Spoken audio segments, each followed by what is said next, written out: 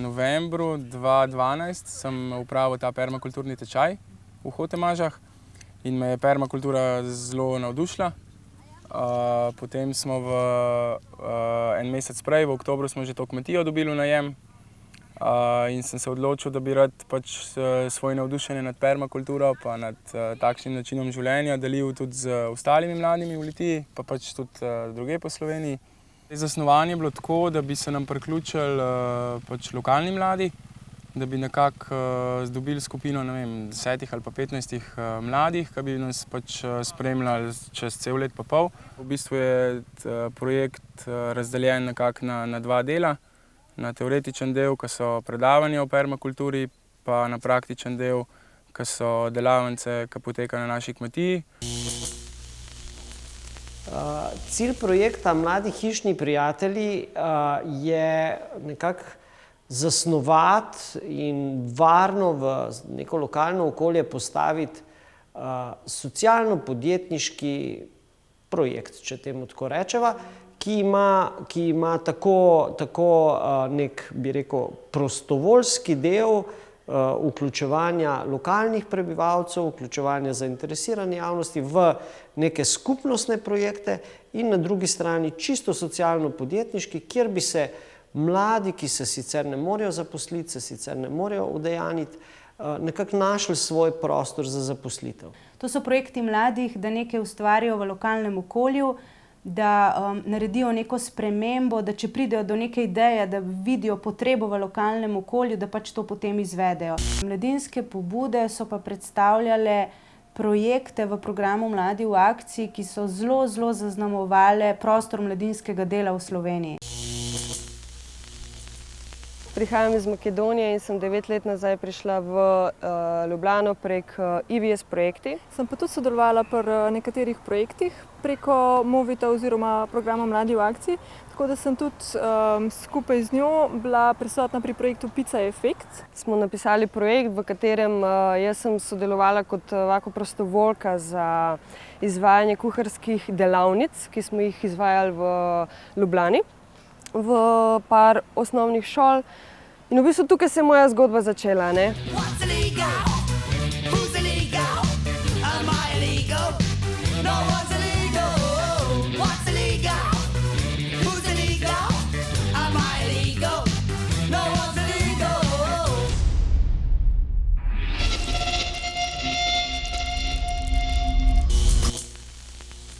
Sem pobudnik ideje Prekita skrivnost. To je bila najprej prvotno zamišljena ideja, da bi se posnel srednjemetražni psihološki triler, nastal je celovečerni. Za ta projekt sem se v bistvu odločil zato, ker že od nekdaj zanima film in mediji. Prikrita skrivnost. Na koncu se nas je v bistvu tako zelo veliko nabrali, približno 50 nas je bilo.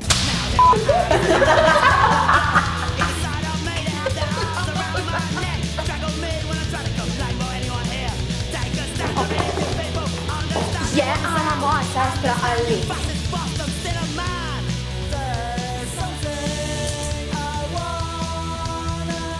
Živim že več kot 10 let v Ljubljani, delam na Studiu 12 kot urednica, novinarka, TV voditeljica. In moja pot na Studiu 12 se je nekako začela tudi zaradi mojega sodelovanja v projektih Movita. Hello and welcome to Healthy Lifestyle. Prvi projekt, ki se je začel leta 2006, je bil Evropska prostovoljna služba, IVS, ki sem jo izvajala v Franciji, v Brestu. Drugi projekt je bil pa kasneje, ne spomnim se točno več leta, v Sloveniji kot mladinska pobuda. In sicer bili smo skupina Smer Eko, zastavili smo si idejo, da posnamemo 3 dokumentarne oddaje na tematiko reciklaže, kemikalij v čistilih in v kozmetiki. Potem smo naredili še potem eno prezentacijo, naredili smo DVD-je, ki smo jih pošiljali šolam slovenskim. V bistvu so mladim predstavljali vir financiranja, da so lahko v svojem lokalnem okolju izvajali projekte, s katerimi so spreminjali lokalno okolje, preko katerih so se učili, pridobivali ključne kompetence in v bistvu s tem tudi krepili svojo karierno pot, opolnomočili so se za boljšo konkurenčnost na trgu dela.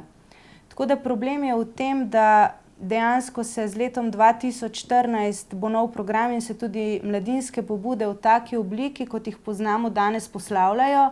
Možne bojo samo mladinske pobude z partnerji iz tujine. Tako da v taki obliki, da bodo mladi lahko delovali samo v lokalnem okolju, pač žal ne bo več. 2 glavna razloga sta bila to, da širimo poznavanje pa permakulture pa promocijo takega načina življenja.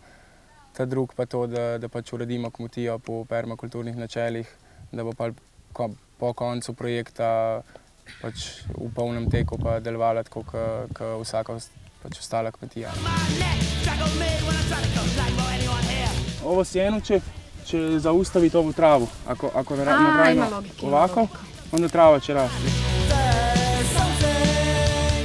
Kot rečeno, dobiš več samozavesti, neke delovne izkušnje, čeprav to niso bile formalne delovne izkušnje, jih dobiš, kar lahko tudi potencialnemu delodajalcu predstaviš.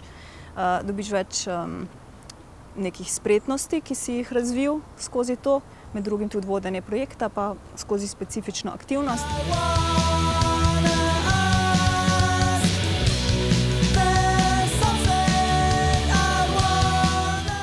Pred, ko ste nasadili, pa so bletele rastlince še čisto mlade, ne? No, in me je zanimalo, kdo to upravlja in mi nihče ni znal povedati. Tamle so sedeli eni mladi in so rekli, kdor če. To je bil odgovor. V bistvu, ja. To je pa odgovor aktivne participacije. Kdor če tisto dela, ja. Delamo skladno z načelom aktivne participacije in nekako mladim, ki grejo skozi proces, ki jih mentoriramo, želimo ponuditi čim večji nabor znanj oziroma združeno z njihovimi osebnimi sposobnostmi nekako skupaj prepoznavati njihove lastne kompetence. Med mladimi je bilo res veliko zanimanja za projekte mladinskih pobud, ravno zaradi tega, ker v Sloveniji ni takšnih virov financiranja, da bi mladim v takšnem obsegu omogočale dejansko, da so aktivni, da participirajo v svojem lokalnem okolju. Glede na to, da bom živel na kmetiji, bom ta znanja, ki jih bom pridobil skozi potek projekta, uporabil pa naprej pač v življenju na kmetiji. Trenutno se bom vpisal na fakulteto za medije v Ljubljani. V bistvu, da sem se pa na to šolo vpisal, me je pa napeljal ta projekt. Vem pa vsaj 5 primerov, kjer imajo ljudje dejansko taka znanja, da so potem dejansko se tudi zaposlili. Jaz sem se zaposlila za polni delovni čas na Studio 12, s katerimi smo v okviru te pobude sodelovali. Od njih smo tudi najeli recimo kamere za snemanje in tako. In oni so nas izobrazili. In pa kolega se je za polovični delovni čas zaposlil, pa še v bistvu 3. član je pa tudi sodeloval na druge načine. No. Kot vedno sem imela sanje, da enkrat napišem kuharsko knjigo. In prek teh v bistvu projektih sem dobila priložnost, da izdam kuharsko knjigo, ne, da v bistvu vidim, kaj je vse potrebno narediti za to. Zato, ker vedno vidimo, da vsi iščemo službe. Zakaj ne bi iskali priložnosti in v bistvu možnosti, da ti si lastnik, ne pa lastnina, ne. What's illegal? Who's illegal? Am I illegal? No one's illegal. What's illegal? Who's illegal? Am I illegal? No one's illegal. What's illegal? What's illegal? Who's illegal? Who's illegal? Am I illegal? Am I illegal? No one's illegal. Mladim bi sporočila, da naj izkoristijo takšne priložnosti, kot so to. Predvsem to bi rad sporočil, no, da je ful več možnosti, kakor mislimo, da jih imamo. Sam pač mogoče treba malo na drugačen način pogledati stvari, pa pridejo rešitve zelo hitro. Jaz bi sporočila mladim, da si res upajo biti to, kar so, in da ne iščejo, koliko je kriza ali pa se ne da, ampak izkoristijo lahko priložnosti, ki se jim ponujajo prek Mladi v akciji. Ful je v bistvu lahko projektov, ki jih lahko izkoristijo, da mogoče vidijo, aha, to bi jaz rad delal, zakaj pa ne bi probal, vsi tak mi nič ne stane, a ne? Tako nič nimam za izgubiti, ampak v bistvu pridobim ful veliko tega, ne? Zato ker bom videl postopek, kaj me čaka, če bom šel v recimo poslovne vode. Te v bistvu nauči sploh, kako se lotiti enega projekta kasneje, ali če si v službi, ali če imaš svojo poslovno pot. Nauči se, kaj vse je potrebno, ne samo glede tega, da uresničiš svojo idejo, ampak kaj vse je tudi organizacijsko, finančno in vse tako spada zraven. Ja, mladim bi sporočil predvsem to, da naj bojo vztrajni, če se nekaj želijo, da naj bojo čim bolj komunikativni, naj spoznavajo nove ljudi. Naj grejo ven, naj ne bojo tako zaprti v stanovanjih. Zato bi jim rekel, ne, da če jim je pomen, da taka informacija, kot pride do njih, ne pridejo v mladinski center ali kamerkoli, ne, kjer bodo oni se aktivirali izven šole, pa izven tistega kroga, ki ga imajo vsakodnevnega, in ko se bodo enkrat aktivirali, se bodo upeli zagotovo v poln socialnih mrež, ogromno novih ljudi bo spoznali, veliko se bojo naučili in bojo potem dejansko, ko bojo prišli na trg dela, imeli konkurenčno prednost. Okolje potrebuje celega človeka z vsemi sposobnostmi, z vsemi znanji in v bistvu ne za sebe, ampak za vse nas. V bistvu s filmom želimo sporočiti oziroma zaključiti to uspešno epizodo projektov mladinskih pobud, ki so jih izvajali mladi v Sloveniji, in pokazati širši javnosti in tudi delodajalcem, tudi ostalim mladim, da so bile mladinske pobude uspešne, da so mladi res se nekaj naučili in pridobili te kompetence, ki jih opolnomočijo za vstop na trg dela. Želimo sporočiti to, da z aktivno participacijo in z neformalnim izobraževanjem je dejansko možno pridobiti znanje in biti tudi zaposljiv. Torej, da dojame širša javnost in sploh delodajalci, da je možno ne samo preko formalnega izobraževanja postati konkurenčen na trgu dela, ampak pač tudi preko neformalnega, kar so mladinske pobude tudi omogočile.